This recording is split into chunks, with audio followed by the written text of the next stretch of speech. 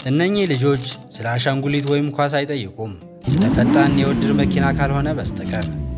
አብዛኛው ታዳጊ ተመርቆ ስለሚሰራው የመጀመሪያ ስራውና ደሞዝ ሊያስብ ይችላል። እነዚህ የዱባይ ልጆች ግን ቀድሞውኑ የቅንጡ ቤት ባለቤት ናቸው።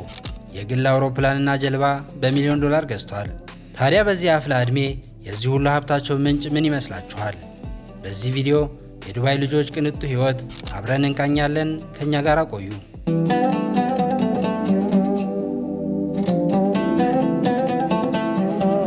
ራሺድ ቤልሃሳ። ራሺድ ማለት ዱባይ ውስጥ አሉ ከሚባሉት የልጅ ባለሀብት አንዱ ነው። ምናልባት ሀብት የሚለው ቃል ከገለጸው ማለት ነው። ራሺድ ማለት የታላቁ ባለሀብት የሰኢፍ አህመድ ቤልሃሳ ወንድ ልጅ ነው። ሰኢፍ ደግሞ የሰኢፍ ቤልሃሳ ሆልዲንግ ባለቤት ነው። በዚህ ድርጅት ስር ከ50 በላይ ድርጅቶችና ከ10,000 በላይ ሰራተኛ ይተዳደራል። ታዲያ በአባቱ ሀብት ሀብታም ነው ማለት ምን ያስደንቃል የሚል ሰው አይጠፋም። ራሺድ ለፍቶ አደር ነው። የገቢው ምንጭም ራሱ ነው፣ ሊያውም በማህበራዊ ሚዲያ። ሰውየው ማህበራዊ ሚዲያን መጠቀም የጀመረው ገና በ11 ዓመቱ ነበር። ላለው ይጨመርለታል ተብሏልና ኢንስታግራም አካውንት ሀ ብሎ በከፈተበት ቅጽበት 2 ሚሊዮን ተከታዮች ማፍራት ቻለ። ታዲያ በዚህ ሂደት ቢዝነስ የተማረው ራሺድ ብዙም ሳይቆይ ከፍተኛ ገቢ የሚያገኝበት የዩቲዩብ ቻናል ከፈተ። አሁን ላይ ከ3 ሚሊዮን በላይ ሰብስክራይበርም አፍርቷል። ግን እዚህ ላይ ሊረሳ የማይገባ አንድ እውነት አለ። ራሺድ የአባቱ ሀብት አስገድዶት የሚኖረው የቅንጦት ሕይወት ወደ ቢዝነስ ቀይሮታል። ለዚህም የቅንጦት ነገር እያየ ውሎ ቢያድር የማይበግረው ማህበረሰብ ከጎኑ አለ። ራሺድም የተከታዮቹን ስነ ልቦና በሚገባ የተረዳ ነበር። ቅንጡ የሆነውን ሕይወትህን ቀርጸህ በማጋራት ብቻ ቅንጡ ሕይወት መኖር እንደሚቻል ከራሺድ በላይ ማን ማስረጃ ይሆናል? የራሺድ ቅጥ አልባ ቅንጦት ማሳያ ከሆነው አንዱ ጥንድ ጥንድ ሆነው በቦታቸው የተደረደሩት ከ1 ሚሊዮን ዶላር በላይ የሚያወጡ ጫማዎች ያሉበት ይህ ክፍል ተጠቃሽ ነው። እያንዳንዱ ጫማ እውቅና ጥርት ያሉ ቢሆንም በጥንቃቄ ለራሺድ ብቻ ተብለው የተሰሩም ናቸው። ከስብስቦቹ አንዱ ይህን ኤር ጆርዳን 13 ካየን የራሱ የማይክል ጆርዳን የእጅ ፊርማ ያረፈበት የዚህም ዋጋ $15,000 ይደርስ ነበር። ታዲያ የሰውየው አምሮት ጫማ ላይ ብቻ ቢወሰን ባልከፋ ነበር። ሰውየው ቅንጡ መኪና ካየ በዝምታ አያልፍም፣ እንደ ሕፃን ይፈነጥዛል እንጂ።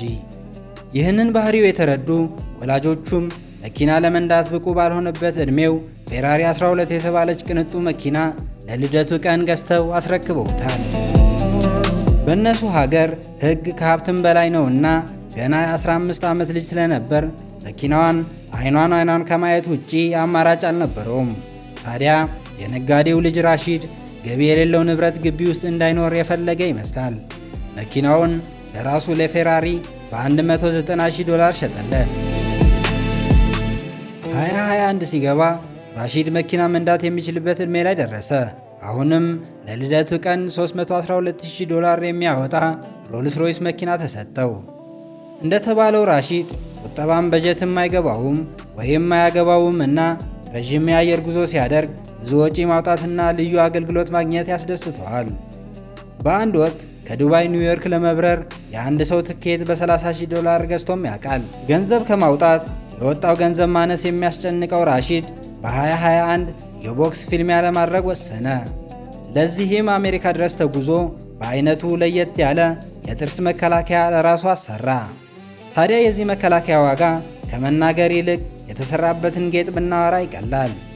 10 ሴንቲሜትር በማይሞላ ዕቃ ላይ 10 ግራም ባለ 18 ካራት ወርቅ በደቡብ አፍሪካ አልማዝ ታጅቦ የተሰራው ይህ በየዙሩ የሚተፋ የጥርስ መከላከያ $50,000 ወይም 9 ሚሊዮን የኢትዮጵያ ብር ፈጅቷል። ታዲያ አንድ ፊልሚያ 10 ዙር እንኳ ቢቆይ ሂሳቡን መስራት ለእኔና ለእናንተ ከባድ አይሆንም። የቤልሃሳው ባላባትና ቅንጦት ፊትና መስታወት ናቸው። ራሺድ ቅንጦትን፣ ቅንጦት ደግሞ ራሺድን ፍንትው አድርገው ያሳያሉ። ሰውየው $1.3 ሚሊዮን የሚያወጣ የሽቱ ብልቃጥ በማሰራት የዓለም ድንቃድንቅ መዝገብ ላይ ስሙን አስፍሯል። ራሺድ ማለት የራሱ የብቻው የሆነ መካነ እንስሳ ባለቤትም ነው። በመካኑ ውስጥ ከ500 በላይ የዱር እንስሳት ይኖራሉ። ቦታው ለሕዝብ ክፍት ሆኖ አያውቅም። ቢሆንም ግን ከገቢ ምንጮቹ አንዱ ይህ መካነ እንስሳ እንደሆነ ይነገራል። መካነ እንስሳው የሚከፈተው በራሱ ትዕዛዝ ለፈለገው ሰው ብቻ ሲሆን ቦታው በታዋቂ ሰዎች ዘንድ ዝነኛ ነው። ወደዚህ ቦታ መምጣትን ከሚያዘወትሩ ትላልቅ ሰዎች እነ ማሪያ ኬሪ፣ ጃኪ ቻንና ሜይዌዘርን ማንሳት ይቻላል። ታዲያ የታዋቂ ሰዎች መምጣት ራሺድን የበለጠ ታዋቂ እንዲሆን በሩን ከፍተውለታል። የልጁ የቅንጦት ፍቅር ጣራ መንካቱ የሚያሳየው ደግሞ ለእንስሳቱ የሰጠው ስም አንዱ ነው። በቤልሃሳ ቤት እነዚህ አንበሶች ጉቺ ይባላሉ። ነብር ካዩ ዲዮር ብለው ካልጠሩት አይሰማም። ዝንጀሮ እንኳ በራሷ አቅም አርማኒ የሚል ስም ተሸክሞ ይኖራል። ዋናው ቁም ነገር ግን እሱ አይደለም። እነዚህን እንስሳት ለመቀለብ በዓመት ቢያንስ $1 ሚሊዮን ያወጣል። በቀን 450 ሺህ የኢትዮጵያ ብር ማለት ነው። ታዲያ ከዚህ በላይ ቅንጦት ምን አለ? ከራሺድ በላይስ ቅንጡ ማን አለ? ይህ ማለት ግን ራሺድ ብቻ ነው ቅንጡ ማለት አይደለም። ከራሺድ የማያንሰው አባቱ እኩል ሀብታም የሆነው የ23 ዓመት ወጣትም አለ፣ ማርዋን ቢን መሐመድ አልማክቱም። ይህ ሀብትና ንብረት ጸጋና በረከት ሳይታመም የጎበኙት ወጣት በፎርብስ መጽሔት መሠረት $1 ቢሊዮን የባንክ አካውንት ውስጥ ተሰግስጓል። የዚህ ሰው የገቢ ምንጭ ደግሞ በኤማር ፕሮፐርቲስ በሸዋና ሌሎች ድርጅቶች ውስጥ ያለው ድርሻ ብቻ ነው። ማርዋን ማለት እጅግ የተጋነነ የቢዝነስና ሀብት አስተዳደር እውቀት እንዳለው ይወራለታል። ቢሆንም ግን ሰውየው የዱባይ ምች ስለመታው ብቻ ከቅንጦት ሕይወት ማምለጥ አይችልም። በቤቱ ውስጥ ለቁጥር የሚከብድ የመኪና ስብስብ አለው። ብዛታቸውን እንኳን እኛ እሱም አያውቅም። ብቻ ግን እስከ $500,000 የፈጀ መኪና ስብስቡ ውስጥ ይገኛል። ባለሀብቱ ማርዋን $8 ሚሊዮን የሚያወጣ 32 ቲ ካራ የተባለ ጀልባም አለው። ይህ ጀልባ ድግስና መሰል ጉዳዮች ለማሳለፍ ብቻ የሚውል ነው። ቤቱም ብዙ ጊዜውን ባያሳልፍበትም በ$7 ሚሊዮን የተገዛ ባለ 7 መኝታ 8 ቅንጡ መታጠቢያ ክፍልና 3 ፏፏቴ ያላቸው 2 መዋኛ ገንዳዎች ያሉበት መኖሪያ ቤት ከመባል ይልቅ ቤተ መንግሥት ቢባል የሚቀል ቅንጡ ቤት ነው። ሰዒድ ቢን አልመክቱም። ሰዒድ ማለት የታላቁ ሼክ የመሐመድ ቢን ራሺድ አልመክቱም አንድ ልጅ ነው። ከአባቱ ያገኘው ነገር ቢኖር ግን በአባቱ ቢሮ ውስጥ መቀጠር ብቻ ነው። ሰዒድ ገና በ18 ዓመቱ ነበር ተቀጥሮ መስራት የጀመረው። አሁን የአብዱል ለጢፍ ጀሚል ሆልዲንግ ዋና ኃላፊ ነው። በራሱ አካውንት ውስጥ ብቻ $2 ቢሊዮን የሚገመት ገንዘብም አለው። የአንድ ድርጅት ኃላፊ ሆኖ ይህ ሁሉ ከየት አመጣው ካላችሁ ጥያቄው ልክ ነው። ሰውየው ግን አንድ ድርጅት ብቻ የሚሰራ ሞኝ ሰው አይደለም። ብዙ ድርጅት ውስጥ በኮንትራት በኮሚሽንም በምንም እንደ ባሪያ ሰርቶ እንደ ንጉሥ ይኖራል። በአንድ ወቅት የዱባይ ጤና ቢሮ ኃላፊ በነበረበት ወቅት ጠቀም ያለ ገንዘብ እንዳገኘ መረጃዎች ያሳያሉ። ታዲያ ግን እንደ አፍሪካውያን ባለሥልጣናት ለልማት በሚል ምክንያት ወይም ግብር ለሚከፍሉ ብቻ በማለት ድሃ አፈናቅሎ ያገኘው ገንዘብ አይደለም። ሰውየው ለዱባይ ሕዝብና ከተማ ያበረከተው አስተዋጽኦ ዘርፈ ብዙ ነው። በዚህ ጊዜ የፈጠረው የሥራ ዝምድና ከብዙ ባለሀብቶችና ባለሙያዎች ጋር አብሮ የመስራት ዕድል አግኝቷል። ይህ ይቅር ብንል እንኳ ሰውየው ከሀገሪቱ መንግሥት ያገኛቸው የተለያዩ ሽልማቶች በቂ ናቸው። ወጣቱ ሰዒድ መስራትም መልፋትም መዘነጥም መፍታታትም ያውቅበታል። ቤቱ ውስጥ ካለው የሰዓት ካዝና ዕድል ገጥሞን እጃችንን ልከን አንዱን ይዘን ብንወጣ ምናልባት የመንግሥት ሠራተኛ ለሆነው የ5 ዓመት ደሞዝ፣ ለገበሬው ክረምት ከበጋ የሰበሰበው ምርት ዋጋ ሊኖረው ይችላል። ለጉዞ የሚያወጣው ወጪማ አንድን ኢትዮጵያዊ ከልጅነት እስከ እውቀት አንደላቆ ያኖራል። ይህ ሰው የራሺድን ያህል በየማኅበራዊ ሚዲያ ዝነኛ ባይሆንም እያንዳንዱ ዕለታዊ እንቅስቃሴውን እየቀረጸ እዩኝ ባይ ነው። እናንተም እንደኔ እሱ ምን አለበት እቴ እያላችሁ ባልሆነ በወፍ ዝማሬ ታጅቦ በነፋሻማ አየር አጊጦ ተዘጋጅቶ ከተቀመጠ ቡና ፉት እያለ ያለበት ቦታ ሳያስጨንቀው በገንዘቡ የሚጦር የልጅ ሀብታም። ይህ ምናልባት ለእኛ ህልም፣ ምኞት ቢበዛ ደግሞ የዕድሜ ልክ እቅድ፣ ትልቅ ስሆን ሥራ ሲይዝ ብለን የምናወጣው የረጅም የዕድሜ ልክ እቅድ ሊሆን ይችላል። ምናልባት እየደበረው እያዛጋና እያንቀላፋ የሚያሳልፈው ደባሪ ቀን ሊሆንም ይችላል። ሐምዳን ቢን ራሺድ ሀብታም አይደለም፣ ባለጸጋ አይገልጸውም። እስካሁን ካየናቸው ልጥጥ ሰዎች ሊወዳደርም አይችልም። ይህ ሰው እንኳን በራሱ በቅድመ አያቱም ታሪክ ድህነት አያውቀውም። ሐምዳን ቢን ራሺድ $19 ቢሊዮን ያለው የዓለማችን 36ኛ ሀብታም ዜጋ ተብሎ ስሙ በፎርብስ መጽሔት ላይ የሰፈረ ከበርቴ ነው። ከበርቴ ያልኩት ያለ ነገር አይደለም። የሐምዳን አያት የተባበሩት አረብ ኤምሬቶች ግዙፍ የኮንስትራክሽን ድርጅት መስራች ናቸው። ይህ ድርጅት አሁን ላይ በሐምዳንና ወንድሞቹ ይመራል። በዓመት ደግሞ እስከ 7 ቢሊዮን ዶላር ገቢ ያስገባል።